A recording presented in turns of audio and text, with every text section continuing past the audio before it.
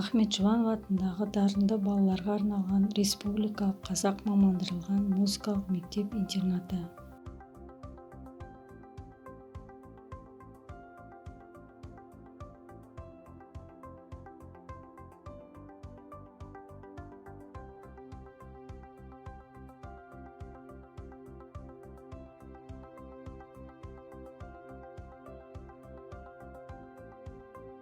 Сегізінші сынып биология, Атамұра баспасы 5-ші бөлім.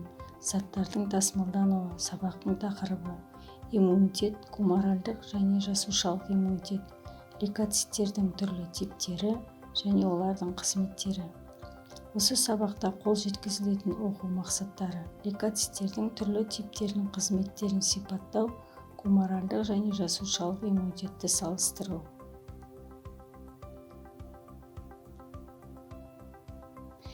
Сабақтың мақсаттары: иммунитет, жасушалық және гуморальдық иммунитет, фагоцитоз, антидене, ЖИТС ұғымдарына анықтама бере алады.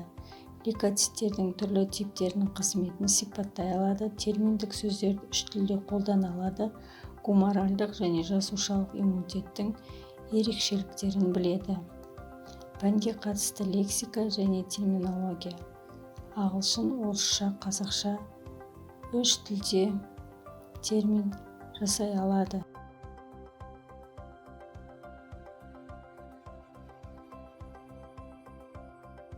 Иммунитет туралы ілім негізін орыс ғалымы Мечников, неміс ғалымы Эрлих, француз ғалымы Луи Пастер жасаған. Қазіргі кезде вирустар және бактериялар арқылы таралатын аурулардың түрі бар. Қазіргі кезде пандемиялық болып жатқан аурулар: бактериялық, вирусологиялық, тұмау, адамнан адамға ауа арқылы, тағы басқа ауа қатынастары жолдарымен жұғып отырады. Ол үшін жұқпалы аурулардан қорғану, яғни адамға сыртқы ортадан берілетін ауруларға қарсы тұратын иммунитет деп аталатын қабілеті болады. Иммунитетке ие болу адам ағзасына байланысты. Адамның ағзасын жұқпалы аурулардан қорғайтын қанның ақ жасушалары лейкоциттер болып табылады.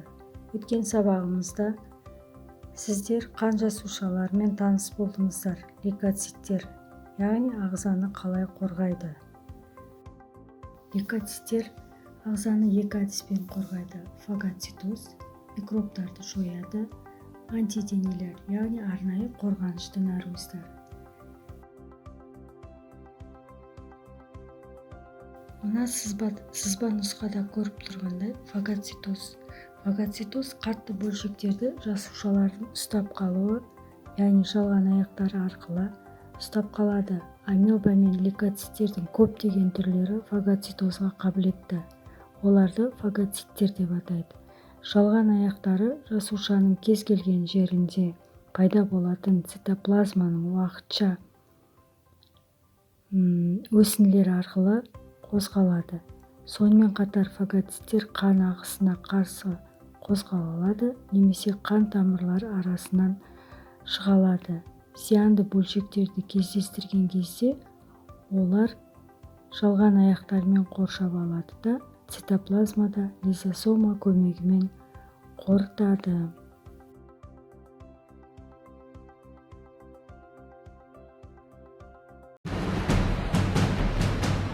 Біздің денеміз ұдайы шабуылға ұшырайды. Айналада бактериялар мен вирустар сияқты микроағзалар бар. Көзге көрінбейтін бұл патогендер адам ағзасына еніп, жасушаларымызды зақымдап, бізді ауруға шалдықтырады. Бірақ адам денесінде басқыншыларды іздеп тауып, оларды жоятын күрделі қорғаныс тетігі бар. Ол біздің иммундық жүйеміз. Ол қорғаныс үш шөптен тұрады. Біріншісі физикалық кедергілер. Адам терісі, түктері, шырыш және көз жасымыз. Булардын барлыгы бөгде нәрселердин ишке энүүнен коргойт.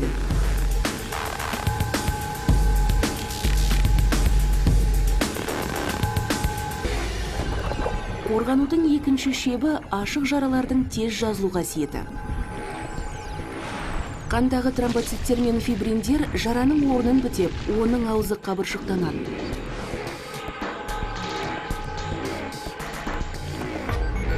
Канның ак түйүршүктери бактерияларды кармап жоят. Кан курамындагы мындай ак жасуушалар фагоциттер деп аталат. Олар бөгде жасуушаларды издеп тауып жоят.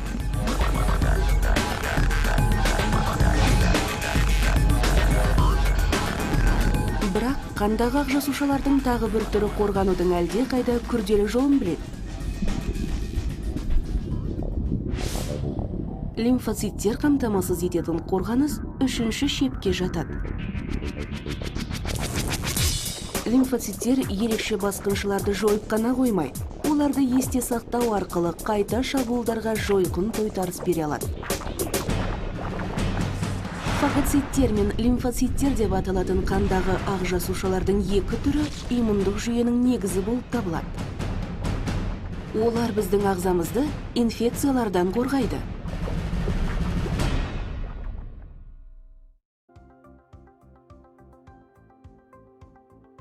Окуучулар, осы бейне сабакка байланысты антиденелермен тааныстыңдар. Антиденелер негизинде лимфоциттердин кейбир түрлөрүн бөгде заттардын, яғни антигендердин анти деген карсы энүүнө жабап ретинде бөлүп чыгаратын эрекче наркоздар. Антиденелер микроагзаларды өз ара жабыстырып, оларды жоя алады. Сонымен қатар антиденелер ооз заттардың молекулалар мен химиялық реакцияға түсіп, оларды бейтараптайды. Антидене молекулалары біздің ағзамыздың зақымдаған жасушаларын жою үшін белгілеп алады. Оқушылар, фагоциттер жасушалық иммунитетті қамтамасыз етеді. Олар ауру қоздырғыштарын тани алмайды, оны белгілей алмайды. Жұқпамен күресу әдістерін зерттей алмайды. Нақты бір қоздырғыштарға қарсы арнайы қаруды жасау және жауларын тану сияқты күрделі жұмысты лимфоциттер атқарады. Лимфоциттер барлық жасушалары сүйек кемігінде пайда болады. Олардың Т лимфоциттер және В лимфоциттер түрі бар. Олар көбеюге қабілетті, нақты бір ауру қоздырғышын тани алатын арнайы жасушалардың келесі ұрпақтарын беріп отырады. Келесі жетіс белгілері. Аурудың бастапқы сатысында қалтырау байқалады, лимфа түйіндер ұлғаяды. Адамның терісінде ұсақ бөртпелер пайда болып, олар жараға айналады. Дене температурасы көтеріледі, іші өтеді, арықтайды, қаназдық байқалады, шаршайды. Буындары басы ауырып, өкпесі қабынады. Осы жетіс негізінен жыныстық қарым-қатынас арқылы жұғады. Қан құю және егу, укол салу кезінде қан арқылы жұғуы мүмкін. Көбінесе нашақорлық бір шприцті пайдалану кезінде бір-біріне жұқтырады. Кейбір жағдайда жетіс жұқтырған әйелден болашақ баласына беріледі. Сонымен адам ағзасында иммунитетін жоғалтқан кезде, мысалы жетіспен ауырған жағдайда кез келген жұқпадан қайтыс болуы мүмкін. Жетістің қоздырушысы, айта кеттік, адамның вирустық жұқпасы АВЖ деп аталады. Ол өте өзгергіш. Тұмау вирусынан 100 еседей өзгергіш. Енді жетіс пайда болған кезден бері оны тиімді емдеу әдістері табылған жоқ. Сондықтан алдын алу шаралары өте маңызды. Жетістің алдын алу жалпы мемлекеттік және жеке шаралар болып бөлінеді. Жалпы мемлекеттік, яғни донордан қан алғанда және қан құю кезінде мұқият тексеру. есірткі сату және жезөкшелікпен күресті күшейту, емдеу орталықтарында санитарлық режим ережелерін қатаң сақтау, жүйелі медициналық бақылау жасау, жеке бас гигиенасының ережелерін сақтау, салауатты өмір салты, АВЖ-ға, яғни адамның вирустық жұқпасы ВИЧ, мерзімді түрде қан тапсырып тексертуден өтуі.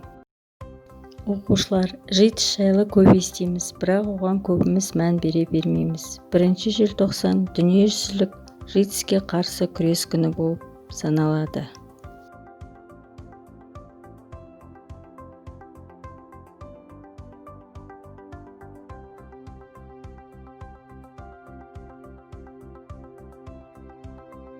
Табиғи немесе туа пайда болған иммунитет адамдар және жануарлардың белгілі бір түріне тән екен. Ол тұқым қуалайды.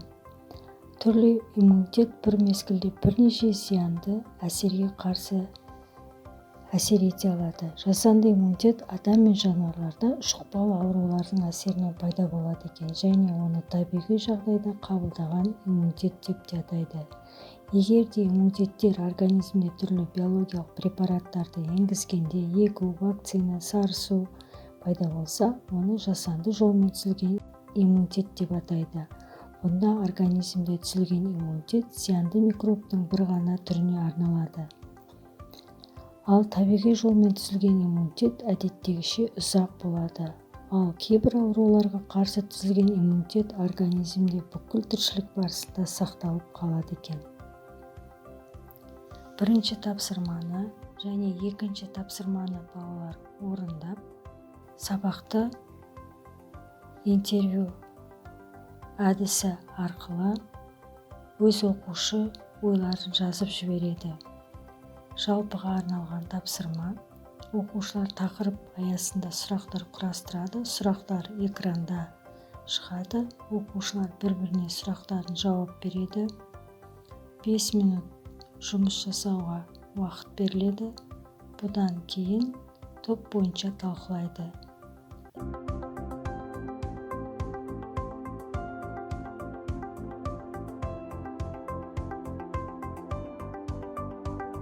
Қорытынды тест сұрақтары беріледі. Қорытынды тест сұрақтарында жауаптарын белгілеп жібереді.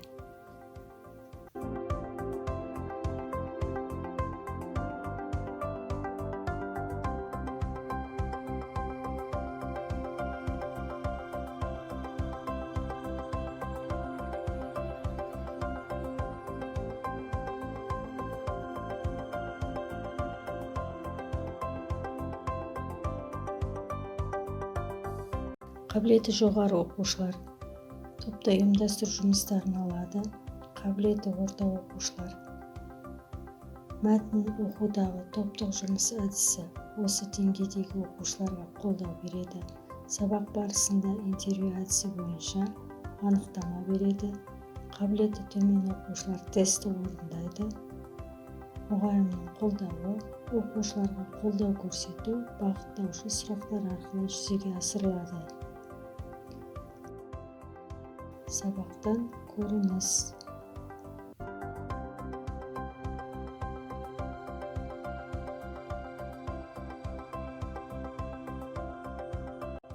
Бағалау, оқушылардың материалды меңгеру деңгейін тексеруді жоспарлау, яғни 5 саусақ тәсілі смайликтер арқылы бағаланады.